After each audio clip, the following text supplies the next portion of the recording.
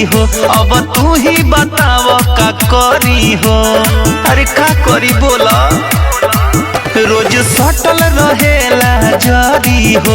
अब तू ही बताव का करी हो। जब से गइल बहराए करे राज भइल बा, देवारा ढोढ़ी बाज भइल बा। ए राजा देवारा ढोढ़ी बाज भइल बा। छुए नहीं देनी तो नाराज भइल बा। देवारा ढोढ़ी बाज भइल बा। रे दादा देवारा ढोढ़ी बाज भइल बा।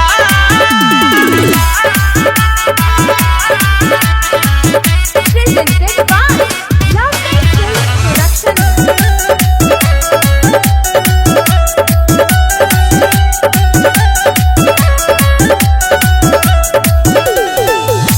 पहिले से ज्यादा ये कर बिगड़ल रहन बा। कहता कि भौजी हमारा ढोढ़िए पसंद बा। अरे का कही रे, तमाजा मारल त छिनारा पोलाई के, उ अनहरिए में हमके बोलाई के। धन के तहरा सौसे महाराज भइल बा।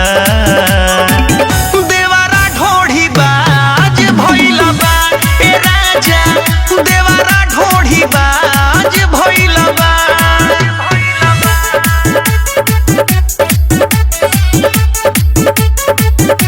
Music by मंटू मनी।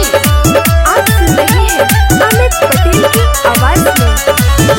हमारा जवानी पवा खतरा के डर हो। आयोई बना तो रह जाई देवरे ऊपर हो। अरे का करी बोला, बरादास से बाहर भइल बाटे।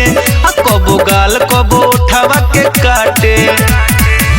राजा ना अमितावा उड़न बाज भइल बा। दादा ना ढोढ़ी बाज भइल बा।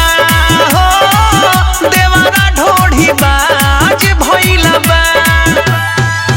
जब से गइल बहराए करे राज भइल बा।